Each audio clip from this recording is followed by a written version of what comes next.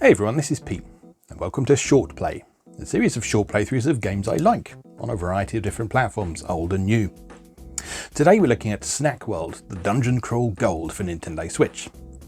Snack World is a multimedia franchise developed by Level 5 of Professor Layton and Yokai Watch fame, and it was intended to follow the success of Yokai Watch in particular with manga, anime, toy lines and that sort of thing.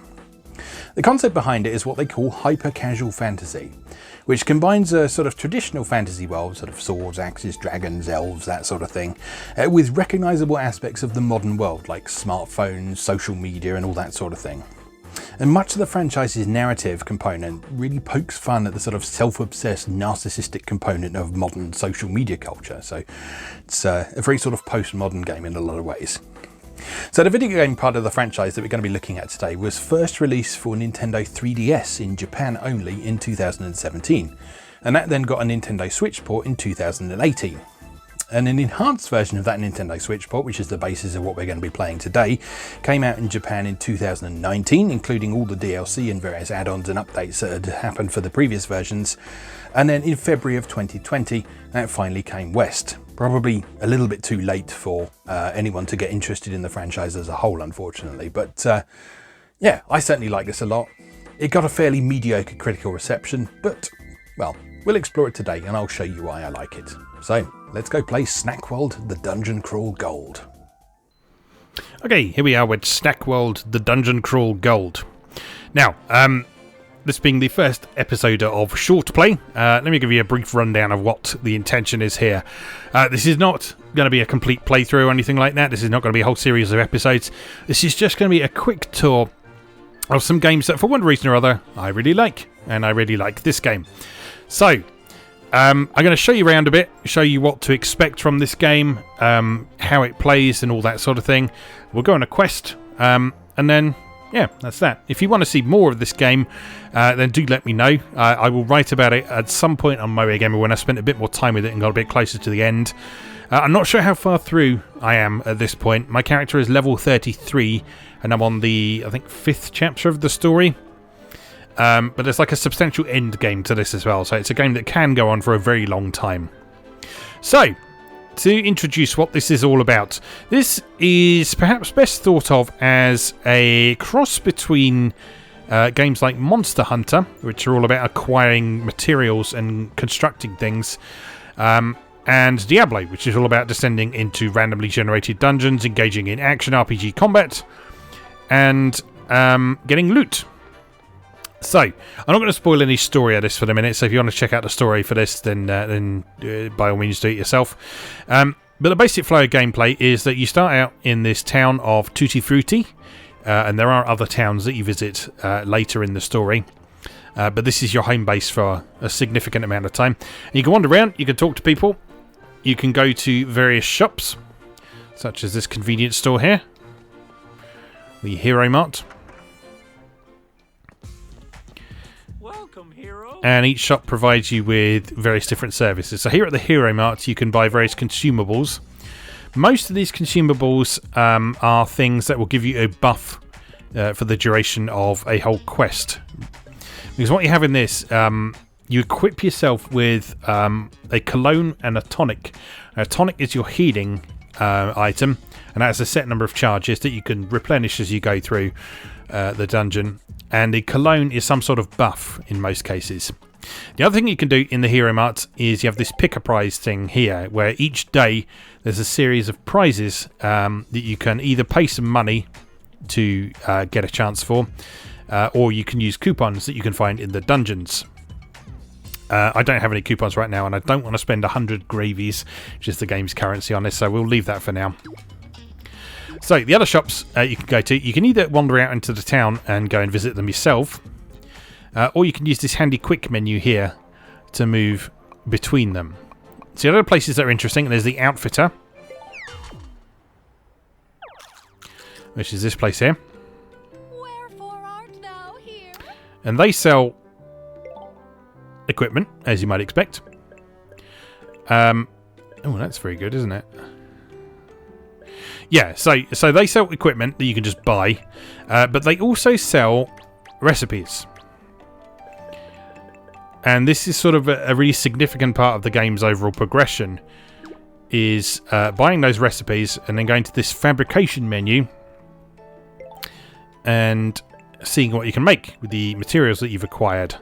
So for example, at the moment I can make this cotton cap down here, which I've actually already made one of, so I don't need to make another one. And then there's the various body armor you can make as well. So I can make this summer sun outfit in the minute and make this climbing gear. In fact, I don't seem to have made one of those yet, so let's make one of those now. So we select that, and you can either then manually choose your materials that you found, and you'll see over on the right that each type of material has a particular characteristic and value.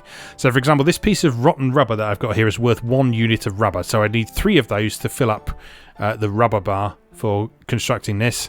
But if I use this, the rough rubber, that's worth 5 units of rubber, so I could fill the bar immediately with that if I wanted to, but I'm wasting 2 units of rubber if I do that. Generally speaking, each item requires one fairly rare thing, such as this mermaid don't know how you pronounce that. Mermaid idols, Mike. And that's like a specific drop from a specific monster, whereas all the other stuff is sort of generic stuff that you'll find around the place. But what you can do as well, if you can't be asked to micromanage this, you can press the auto-complete button, and that will just take care of it for you. I'm not sure how efficiently that makes use of your materials. But yeah, it is a nice quick way to make things if you can't be bothered with all the sort of picking things manually. So once you've made something, you can also fortify it. So you can fortify your weapons as well. You can't make weapons, but you can fortify them. And generally speaking, in order to fortify a weapon, you need another copy of the exact same weapon, and then some units of something of a particular colour. Whereas when you're fortifying items of clothing, you generally need the same rare item that you needed to make the item in the first place. So there, for climbing gear again, we need the microphone again. And then various other bits and bobs as well. So our climbing gear that we just made, we're also able to fortify. So again, you can just automatically do that if you want to. And that upgrades its stats, and also provides you with a new colour scheme for it as well. So you can change the colour of the gear, and when you equip it, you can choose what colour variant that it is.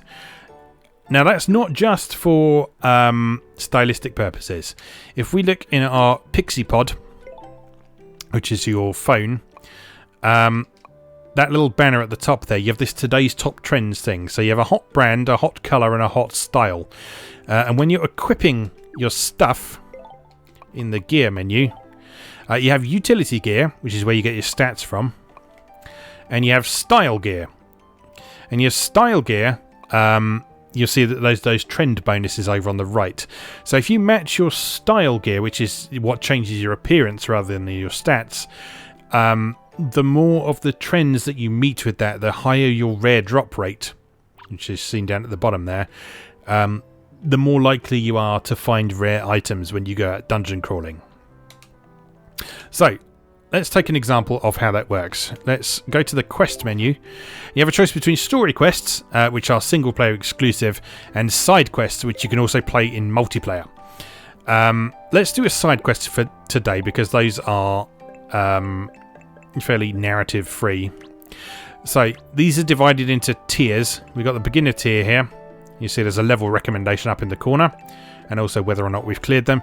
And there's also these miracle rewards as well that you unlock after a while, which is a chance of getting a particularly good drop at the end of the mission. Let's do one that we haven't done before. Let's have a look at...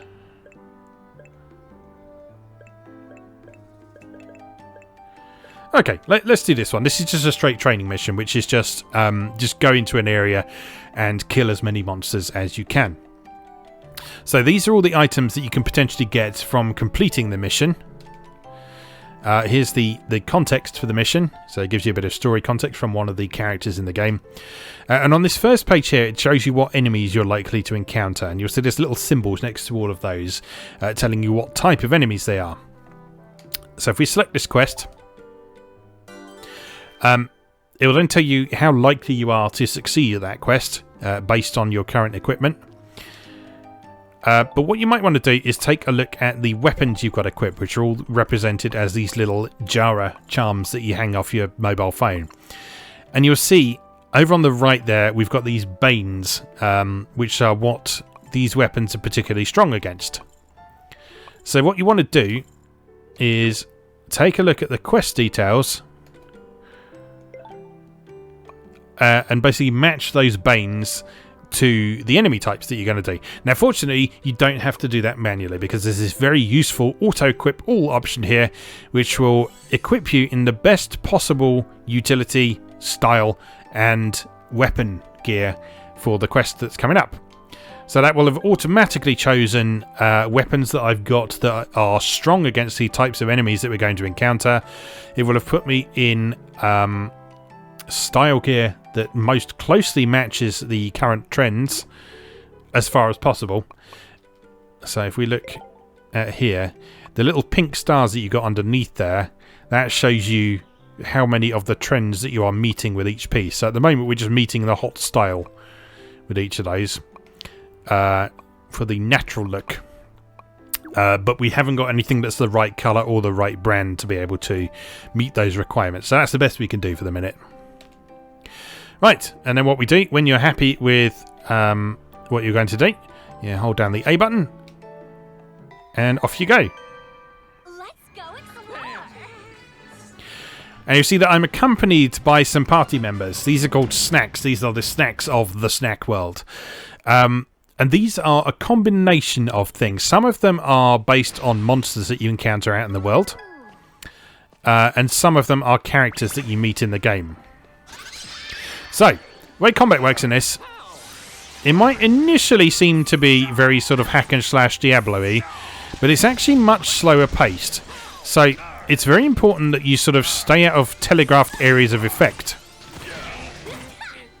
And the actual speed of your attacks is very deliberate.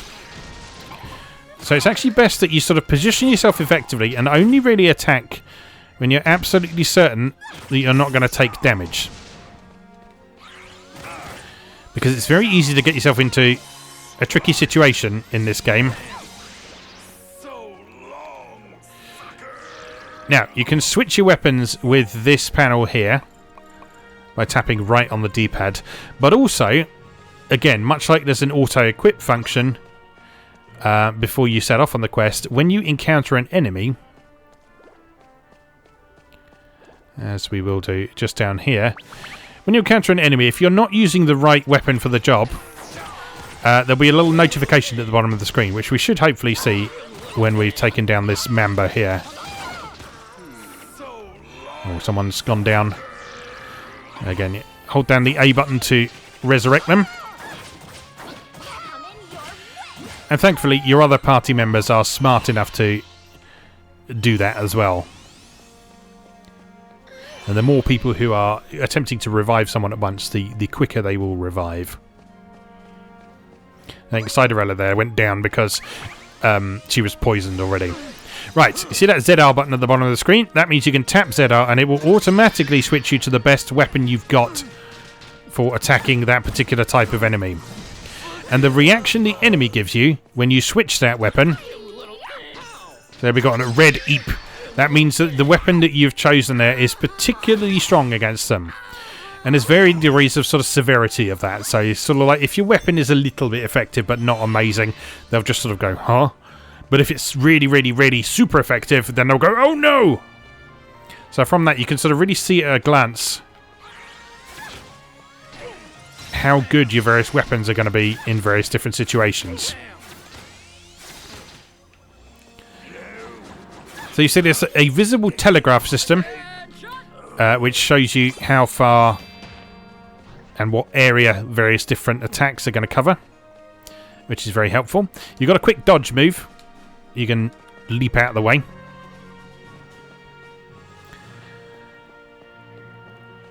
And we've just been using basic attack so far, which is pressing the Y button on the controller. That just does the standard attack for whatever weapon you've got equipped. But there are two other things you can do as well. If you look down in the bottom right corner of the screen, there is an X button, which allows you to do a more powerful attack that has a short cooldown on it. And a bit that says X and A is a very powerful super attack that you have to spend a long time charging up before you can use again. Now, we're in a slightly awkward situation here because I actually used up all of the JP, or Jara points, of that staff that I was using. And when that happens, the weapon becomes significantly less effective for a short period, and also means that you can't use its skills. So when that happens, you ideally want to switch to something else, and perhaps attack something else. So if you hold down the left trigger and press the right trigger, you can switch between different targets.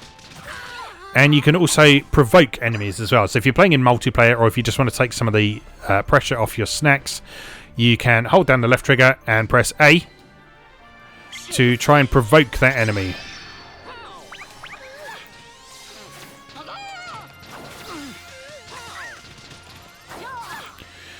So if you look down in the lower left corner of the screen next to my hit points, there's the JP bar down there. So you see with each attack that you do, some of that durability is taken away, but it does gradually replenish over time, so it's not like you permanently break your weapons, but it does mean that you can't just sort of go in blindly flailing and hope for the best.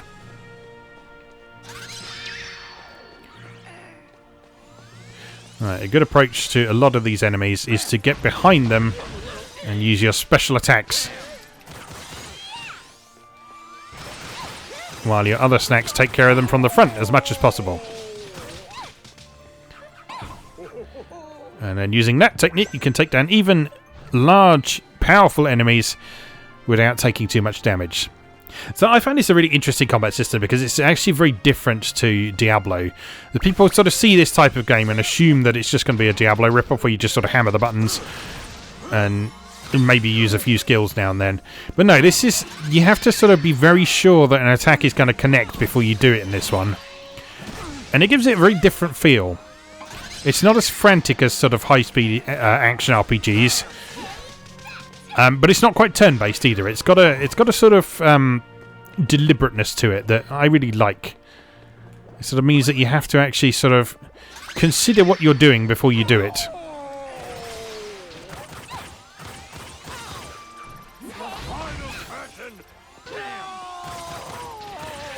And the other rather delightful thing about this game is all the voice acting.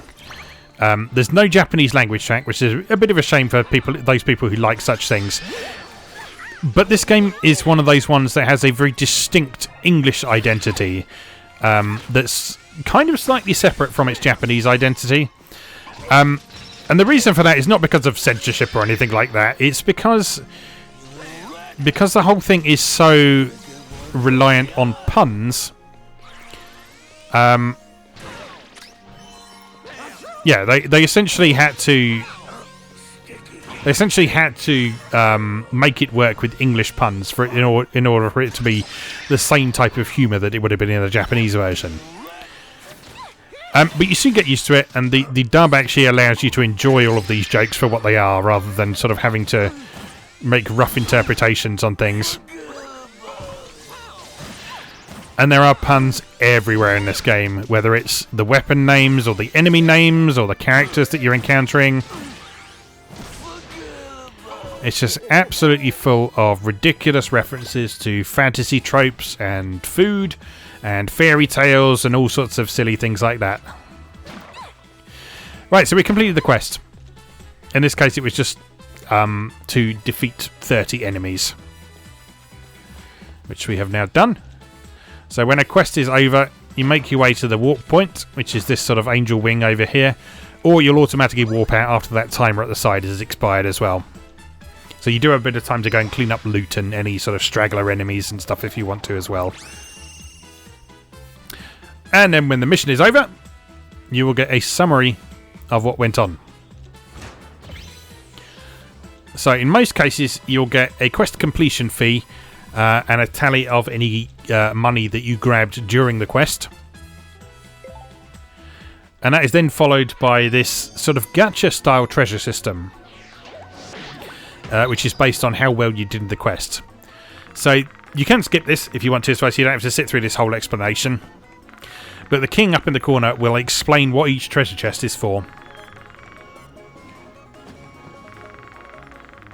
So you see, you get treasure chests for things like not getting knocked out, dealing the most damage, not getting hit by status effects, none of your party getting knocked out, and all that sort of thing. So basically, the better you do, the more chests you'll get. And that means more chance of getting the grand prize for the quest. So what you can do then, you can open them one at a time if you want to. If you enjoy the gacha experience. Or you can open them all at once with a button press as well, so you don't have to sit through all this if you don't want to. You can also check exactly what the requirements were for each chest as well, so you know what to take aim for next time you do. And then after that, you get a summary of all the stuff that you grabbed, and then save, and it will send you back to town.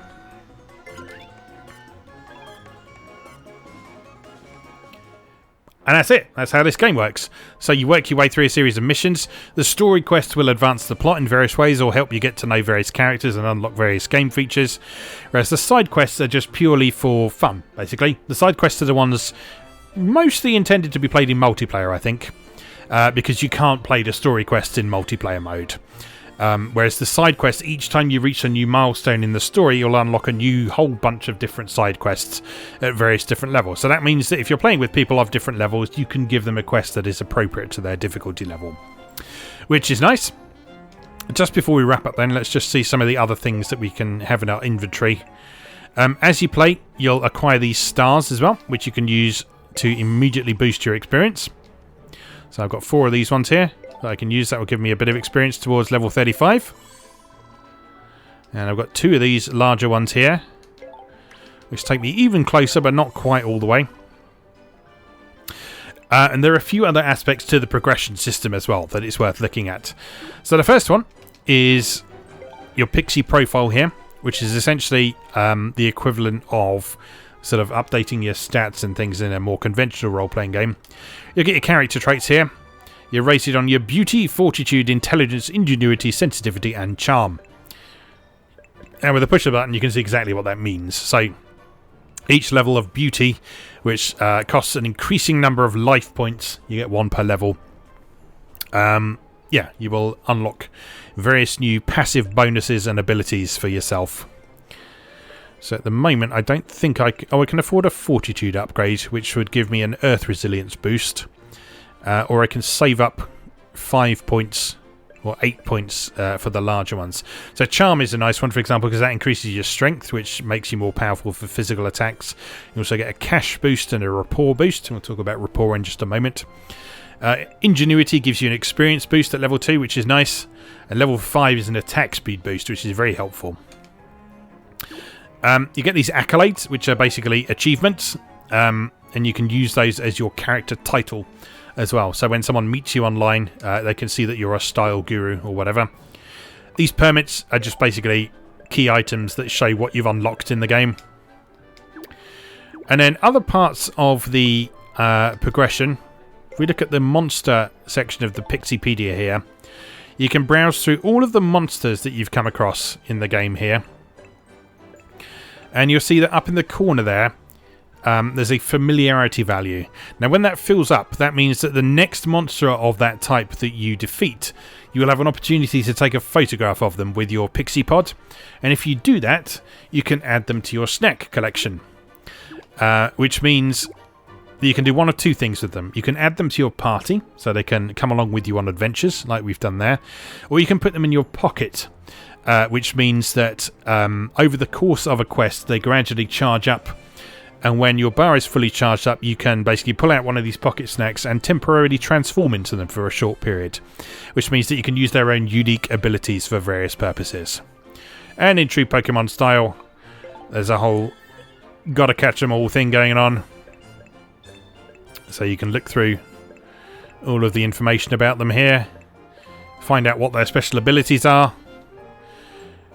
And up at the top there, you have a rapport value as well. So the higher that rapport is, the more effective that snack is in combat when it's a member of your party. So you generally want to try and boost that as much as possible. You do that by taking them along on missions, but there are also items that can help you do that as well. So there's these Thai curry chips here as well. So if you give one of your snacks one of these chips, it will increase their rapport by half a heart there, which is nice. And there are ways to limit break them as well, so they can have up to 5 stars if you break their limit, I think, altogether, which makes them even more powerful.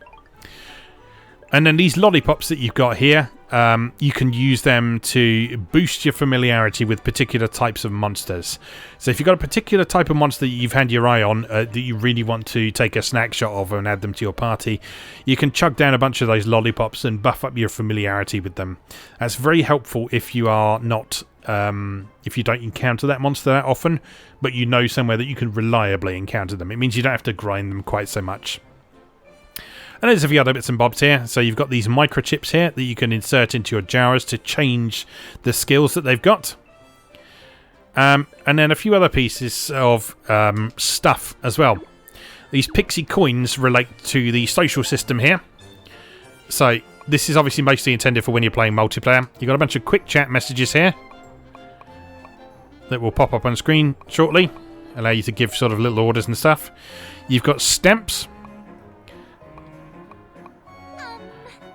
So you can send those to people.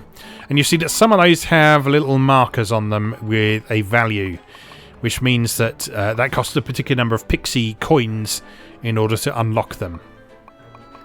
And then there's gestures as well. So you can do animations and emotes as well. And again, some of these cost a certain amount of Pixie coins to do. Those can also be spent in your Pixie pod on Pixie tunes. So if you particularly like certain tracks from the soundtrack, you can purchase them with Pixie coins.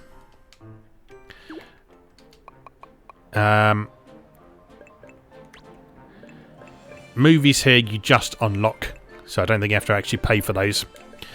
And then you have this Pixie Bay thing here as well, which allows you to trade weapons and snacks with other players. So you can trade with local players. So if you've got a friend who's got this and you're in the same room with them with your Switch, you can trade with them there. Or you can trade with friends online. I don't think you can trade with randoms, which is a bit of a shame. But I guess that helps you. So initiate own trade. What will you trade? Jara.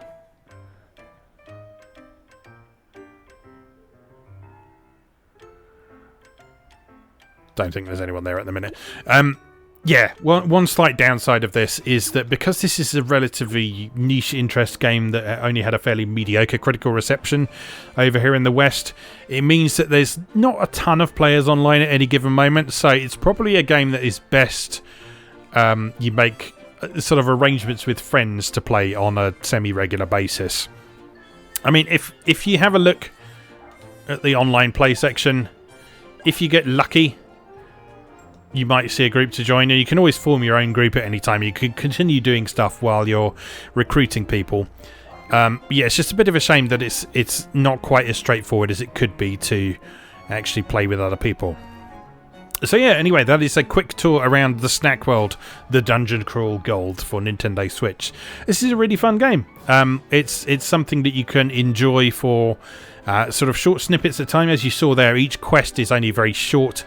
There are some more substantial ones with bigger boss fights and stuff like that, but for the most part the quests are sort of 10 to 15 minutes at most, which means that you can easily play this on a lunch break, sort of get a bit of time in when you just fancy a bit of monster slaying action, but you don't want to commit to sort of a more demanding RPG or anything like that. Yeah, it's a lot of fun. I really enjoy it, and I recommend you check it out.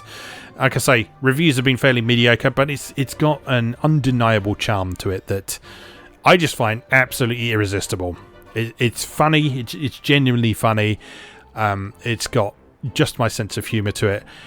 It's addictive, and it's got really, really solid mechanics as well. It plays really nicely. So yeah, do check it out if you get the chance. As always, thank you very much for watching, and I'll see you again next time.